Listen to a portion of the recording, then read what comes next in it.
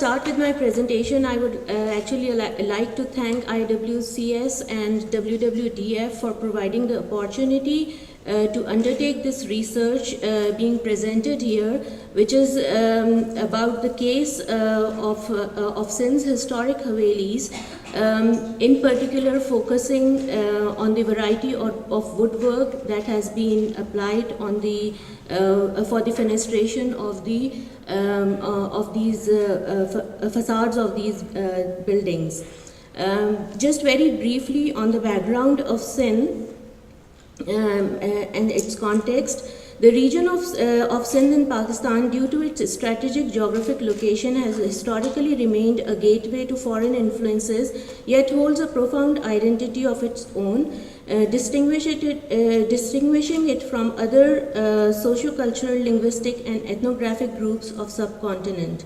The eventful historic timeline of Sindh includes series of invasions as well as active networks of trade and commerce linking certain cities as pivots on crossroads of caravan and sea river routes throughout 17th to 19th centuries and perhaps earlier. Prospects of economic growth have always attracted migrations from adjoining areas, contributing to evolution of multi-ethnic and adverse socio-cultural society, more profoundly in towns that served as hubs of trade networks. A case in point is the city of Shikarpur up in the northwestern quarter of Sindh. It was established during early 17th century by Daud Potas, a tribe having Abbasid origins, taken over by Kalhoras, after whom it was ruled by Afghans for over 80 years, followed by 2 decades of ruling sovereignty under Talpur Mirs of Sindh, and finally experiencing the impacts of British colonization for almost a century before becoming part of Pakistan. The Afghans, having taken full control of Shikarpur towards mid-18th century, encouraged Hindu merchants to settle here and carry on trade through Afghanistan to Central Asia and India. Bearing a pivotal status on caravan trade routes during 18th, 19th and early 20th century, the city prospered, becoming the pride of an affluent community of merchants, moneylenders and landlords who left no means unexplored in embellishment of their city for over 3 centuries. The extensive transit and local trade routes from Shikarpur linked northwest with Bukhara, Samarkand and Central Asia, through Rajasthan eastwards into India proper, and through Karachi using sea routes with Persia. Shikarpur never possessed distinction of being a capital or seat of power, administrative power, yet it enjoyed an influential position as undisputedly the most important town in Sindh from viewpoint of trade, commerce and money lending. 19th century shift in trade activities owing to advancements in means of transportation and mass exodus of Hindus in 1947 have been major turning points in the city's history, resulting in demographic and socio-cultural transformations adversely affecting the historic fabric. Particularly, the privately owned Havelis suffered from a change of ownership from wealthy merchants into the hands of economically impoverished inhabitants with rural background, having insufficient resources for their maintenance and lacking appreciation of their historical, cultural and antiquarian values. The Haveli is defined as a house form that dominated the urban fabric of North Indian towns for about 5 centuries, typically representing an aristocratic lifestyle. Under British rule, for financial reasons, the patronage for such residences shifted into hands of a prospering mercantile group and burgeoning professionals or landlords.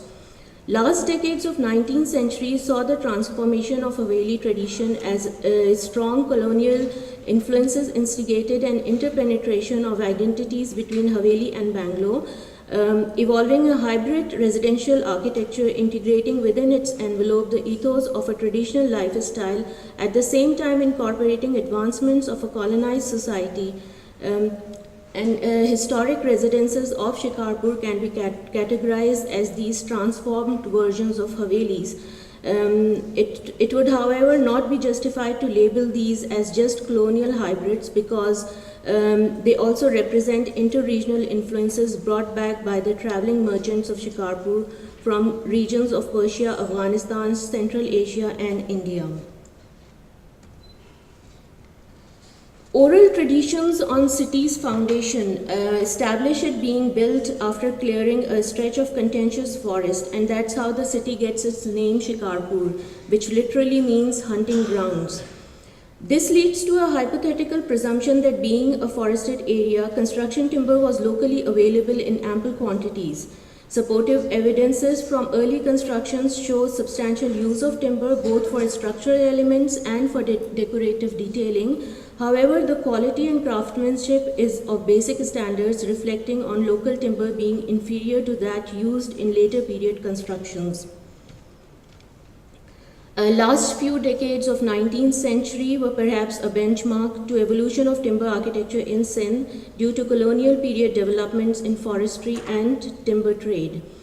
Comparison of a historic image of Shikarpur's covered bazaar with its present roofing on the right-hand side, built under British administered municipality around 1875, clearly represents the advancements in timber construction, and this also transpired into domestic architecture, producing an array of features including ornamental embellishments, decorative fenestrations, and even iconographic expressionism.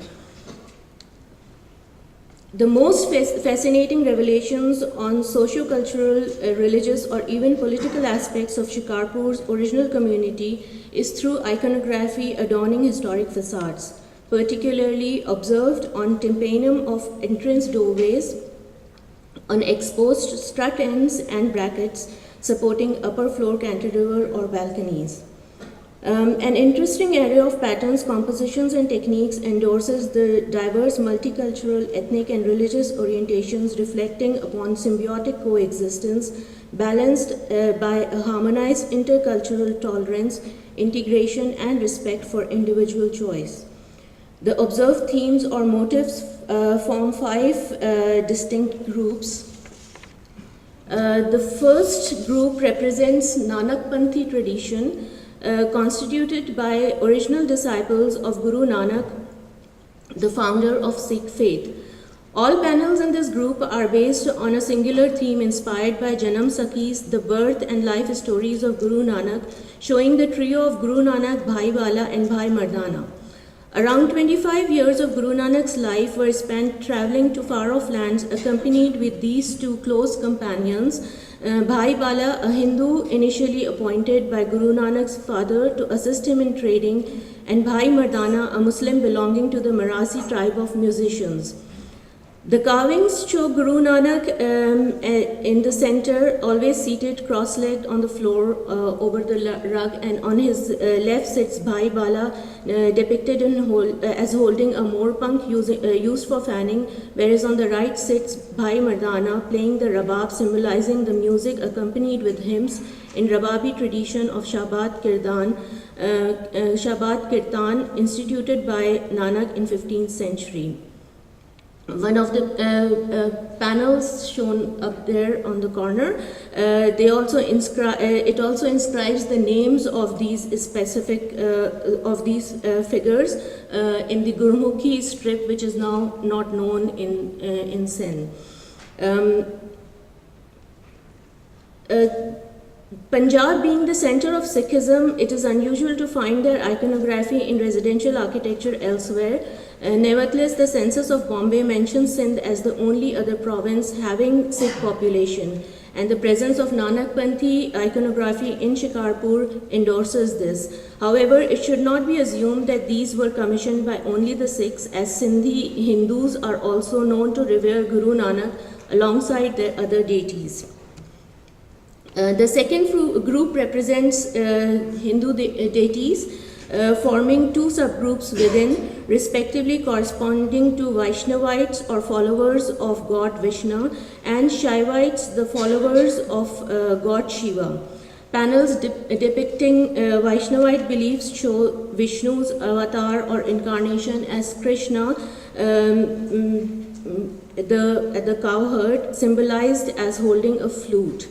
One panel shows Krishna with two gopis on each side and their goats behind them, whereas another shows him standing atop a lotus flower and a cow behind him.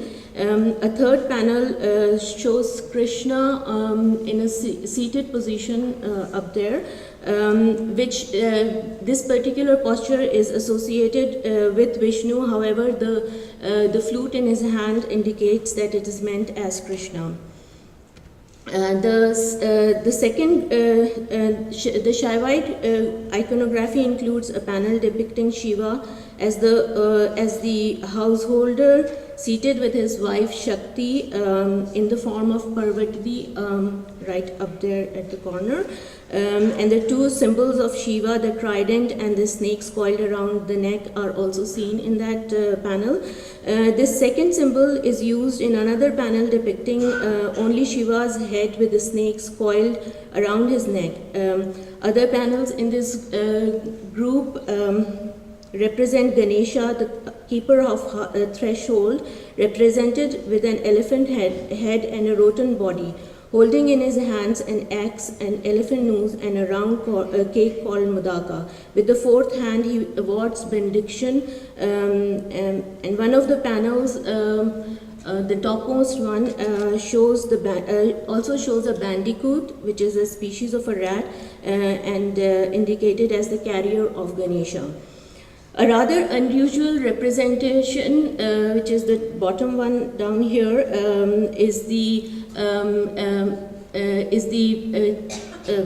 image of Ganesha placed in the center, meant as the main deity, whereas Shiva with the snakes coiled around his neck is placed on the side, which is a bit unusual because Shiva is considered as the main deity of Hindus. The third group represents the Daryapanthi tradition that originated during 11th century and is unique to Sindh. The central figure of reverence for followers of this sect is the revered Saint Jhulelal or Khwaja Khizr, the reconciler of religious differences endowed with a dual personality, simultaneously worshipped by Muslims as a Sufi saint and Hindus as a Nath yogi, and deity considered to be the avatar of Varuna, the god of waters. The life of Sindh has always been its river. Thus, worship of Indus remained the most ancient form of religious practices in the province, continuing to have deep imprint on religious beliefs of Sindhis to this day, regardless of residing in Sindh or elsewhere. The bearded figure of Khwaja Khizr is shown holding a book in his hand and seated on a fish, signifying the infamous Indus Palla. The fourth group comprises of floral and foliate motifs in combination with birds or other animal forms. Some recurring themes in this group include a creeper emerging from a lion face down here and spreading outwards in a meandering form, and birds entwined with dense floral or foliate mesh or potted plants. The species of birds depicted in different panels include peacocks, falcon, parrot, and the singing bird quail. The fifth and the last group conforms to the use of only floral, foliate, and geometric patterns which are associated with Muslims, as the use of figurative compositions is religiously speaking is strictly forbidden.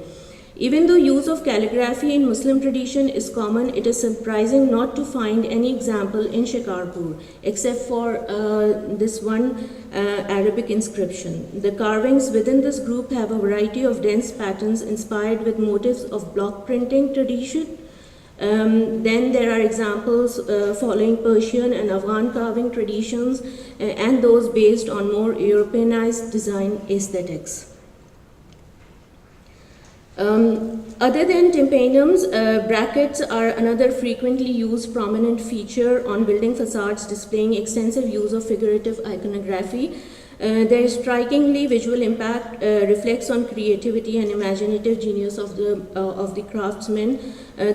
Common design motifs include a wide range of animal depictions such as different fish species, alligators, otters, wild boars, lions, and birds of different varieties, including herons, finch, and peacocks. Most of these characters are derived from the Hindu mythology. One repeated theme, which you can see at the top on the right corner, that is that particular motive has been repeated several times, and it's a flying human figure with wings, seen in both male and female versions. The male version playing a musical instrument called veena, and it depicts Narada, the celestial sage or messenger between gods and humans. The multifaceted iconographic representations of Shikarpur's Havelis reveal richness of diversity nurtured within the society prior to 1947 partition.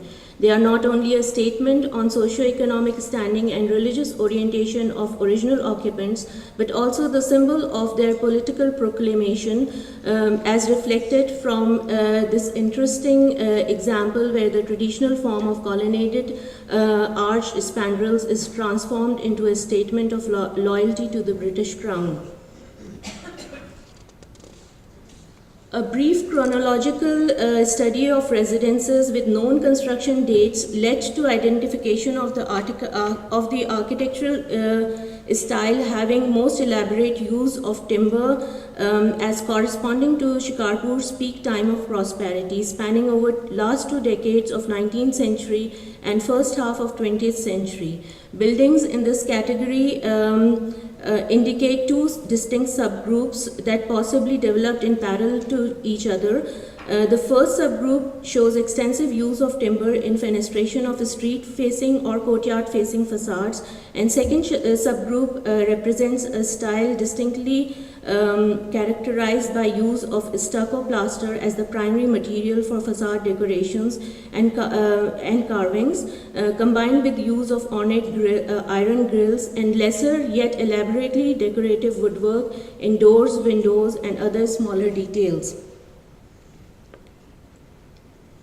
Examples from the first subgroup being the more elaborate odes to use of timber for facade fenestration are dealt here in slightly more detail. Residences with small street frontage have their entire facade from ground to top completely covered with decorative timber work. So the smaller facades are completely decorated, and the larger houses are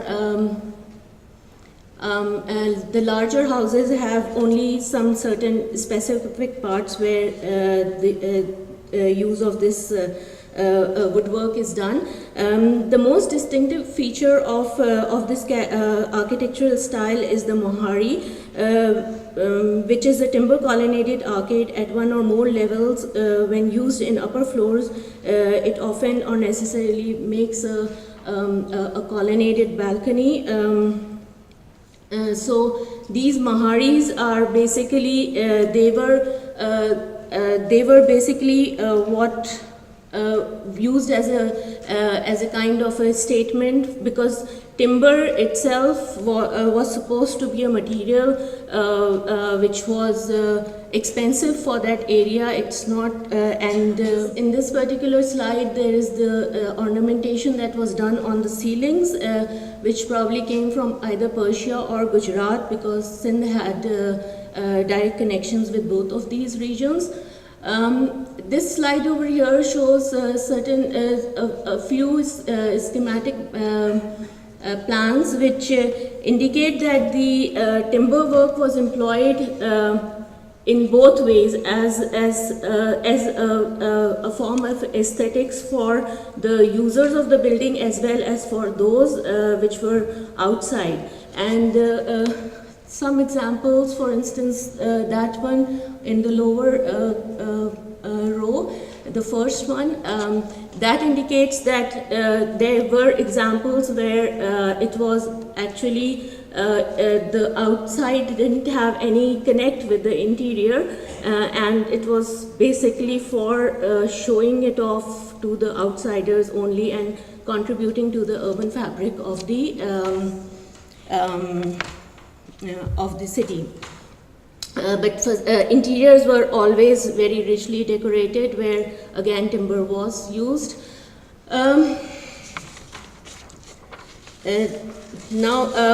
Just in the end, what is happening with these Havelis is, in spite of these being listed heritage properties, there is an ongoing demolition, and it is because of the demand for their woodwork, which is growing in architectural trends in larger cities, and particularly among residences of the elites of the society. And those who encourage this trade are no others but the residents of the city itself, who are kind of exploiting their more economically impoverished. The department for which I work, we have tried to establish a campaign, and we have taken it to the international level by nominating the city to the World Monuments Fund list. And only in last November there was a community program that was initiated, and it did bring out a lot of response from the community. But obviously such a small attempts are not enough to actually protect the city.